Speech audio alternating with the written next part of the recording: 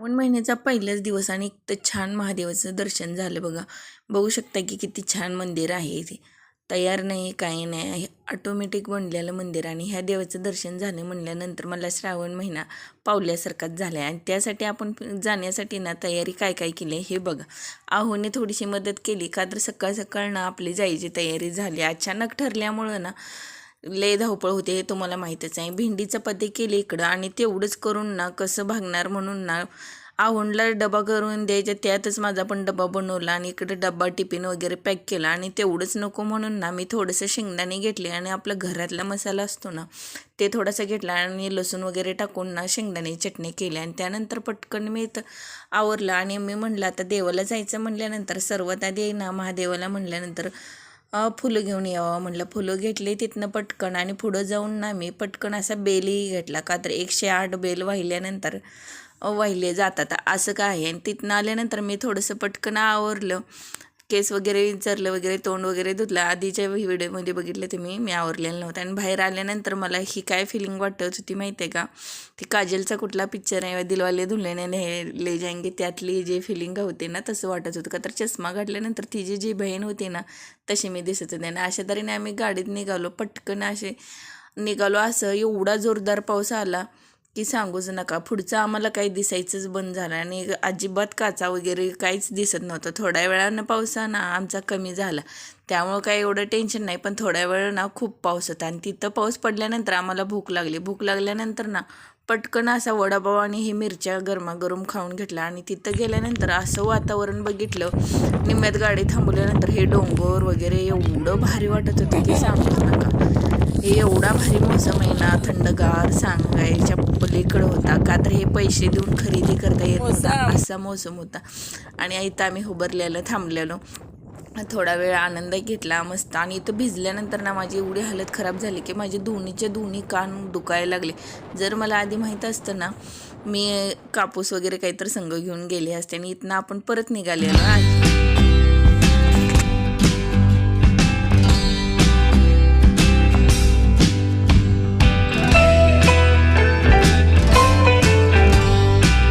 निघाल्यानंतर ना आपण पुढे जाऊन ना पटकन त्यात आपण जिथं ज्या ठिकाणी जाणार होतो तिथं पोहोचलेलं आहे. तिथे गेल्यानंतरचा व्ह्यू बघू शकता. इकडं पण भरपूर सारा पाऊस होता.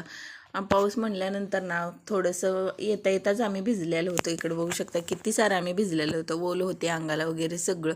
आणि हे बघितल्यानंतर ना आपल्याला कळून येतं की इथं ना पुराणा काळातलं मंदिर ह्याला पाहिल्यानंतर मला तर वाटलं. का तर हे ठिकाणी ना मी पहिल्यांदाच गेलेले होते, त्यामुळं मला इथला काही जास्त अनुभव पण नव्हता आणि इथल्या गोष्टी काही मी जास्त सांगू पण शकत नव्हते. पण नवीन ठिकाण असल्यामुळं ना मला खूप भारी वाटत होतं. कडनी सर्व ना डोंगरच डोंगर होता आणि मध्ये हा मंदिर होता. आणि ह्या मंदिराचं वैशिष्ट्यच ते आहे की ह्याचा रोड ही पूर्ण मंदिर डोंगर आहेत आणि मंदिरसुद्धा डोंगराच्या आतच आहे. बघू शकता की किती भुयाराच्या आतमध्ये मंदिर आहे. आणि इथं लिहिलेलं आहे बघा, तुम्ही बोर्ड वाचू शकता की काय आहे लिहिलेलं.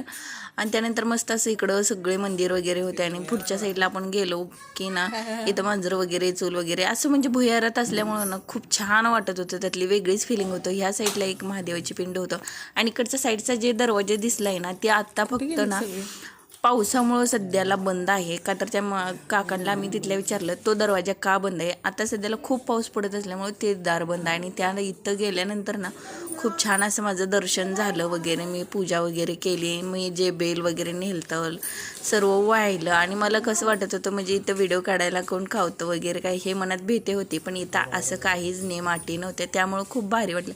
आत भरपूर मोठी अशी मूर्ती आहे देवाची.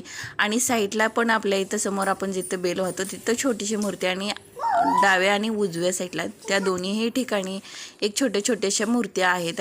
छोट्याशा म्हटलं तर बऱ्यापैकीच आहेत आणि ते पण छान आहे ते महादेवाच्या मूर्ती. आणि त्यानंतर आपण ना नंदीचं सुद्धा दर्शन घेतलं आणि आपल्या काही इच्छा आहेत ते नंदीच्या कानात सांगितल्या, पण ते पोचवायच्या का नाही हे महादेवापर्यंत हे त्याची इच्छा आहे शेवटी. त्यानंतर असं मस्त असं दर्शन झालं आणि बाहेरला गेल्याचं आपल्याला गणपती बाप्पा भेटले आणि त्यांचीही पूजा वगैरे केली मी. मस्त असं तिथंही पाया पडले आणि खूप छान वाटायला लागलं होतं. आणि इथं गेल्यानंतर माझ्याकडे एक चूक झाली आहे, मी इकडच्या साईडनं जायची ती इकडच्या साईडनं झाली. मी कुठल्या कुठल्या साईडनं जावा हा विचार करत होते. त्यानंतर ना इकडं बघू शकता एकदम गुह्याऱ्यात ना एक दुसरी पिंड होती आणि इथं पण मला छान असं मन सोक्त मस्त अशी पूजा करायला भेटली. श्रावण महिन्यात एवढं छान असं वातावरण आणि असं देवाचं दर्शन आणि एवढी छान पूजा करायला भेटणं म्हणजे भाग्यच लागतं खरं तर म्हणायला गेलं तर. आणि इथं म्हणलं जातं की आपलं खूप जुन्या काळातलं आहे मंदिर वगैरे आणि हे इकडं गुह्यार वगैरे होतं. पुढे गेल्यानंतर तुम्हाला ती कुठं मूर्ती आहे हे नक्की दाखवणार आहे. आणि सगळ्यात आधी इकडं बघू शकता की एवढा पाऊस होता की भरपूर आणि हे दिसतं नाही ह्याच्या आतमध्येच हे मंदिर आहे. बघा इकडे बघू शकता मी तुम्हाला म्हटलं का नाही पुढे गेल्यानंतर दाखवणार. हे असं छानसं असं मूर्ती वगैरे आहे आणि खूप छान वाटलं मला भारी वाटलं की इथलं दर्शन वगैरे केलं. आणि त्यानंतर आम्ही वरती जरा पर्यटन स्थळ असल्यामुळं ना तिकडे फिरायला गेलो आम्ही वरती आणि सगळेजण आम्ही सगळ्यात आधी वरती फिरायसाठी निघालो.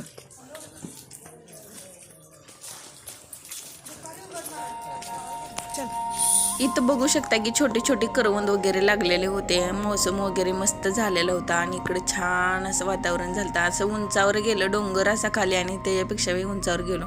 आणि हे पहिले शिवाजी महाराजाच्या काळातलं काय आहे मला माहीत नाही पण खूप छान होतं.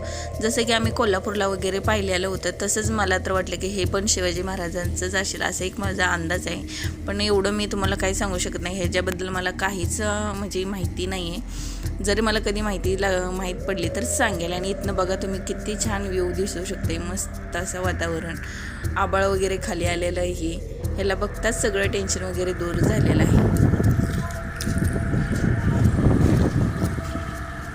त्यानंतर एक आजीचा इथं प्रॉब्लेम झाला होता की आजी बडबड करत बसलेले. आजीचं काहीतरी झालं की त्यांच्याकडे कोणीतरी पाहिलं आणि ते आजी खूप चिडलेले होते आणि त्यांची लेकी आणि सुनाही त्यांच्या संग होते आणि त्यामुळे ना त्यांना सांगत होते असा प्रॉब्लेम झाला. आणि त्यातल्या तिथं मी शूट वगैरे थोडंसं घेतलं आणि त्यानंतर आम्ही खाली आलो.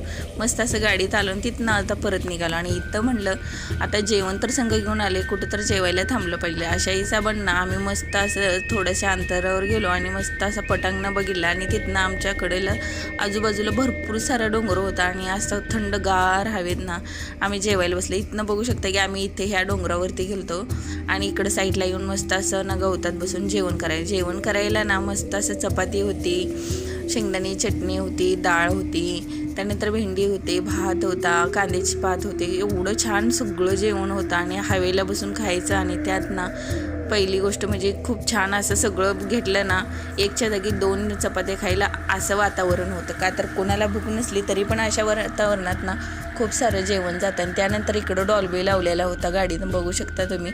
खूप मोठ्या आवाजात डॉल्बीचा आवाज होता आणि तुम्हाला ऐकवू शकत नाही का तर मला ना कॉपीराईट येईल म्हणून ऐकवू शकत नाही. आणि त्यानंतर मस्त असा आनंद घेतला जेवणाचा असा बसून.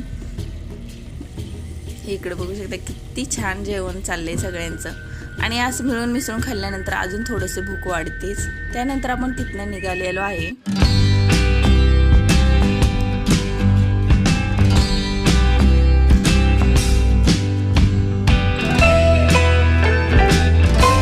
इथून आपण पोचल्यानंतर ना सगळ्यात आधी ना आपण थोडासा गरमागरम चहा घेणार आहे.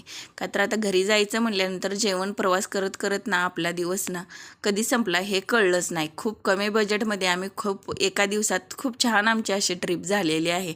त्यानंतर ना गरमागरम चहा घ्यायला गेलो अशा ठिकाणी की एवढं थंडगार भिजून वगैरे आमचं अंग गार झालं. आणि इथं गेल्यानंतर ना खरं एवढं छान वाटलं की मला सांगूच नका.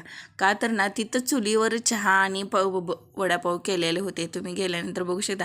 आणि माझा व्हिडिओ कसा झाला आवडलाच असेल तर लाईक आणि सबस्क्राईब करा. परत भेटू आपण एक नवीन व्हिडिओ संग. Bye bye.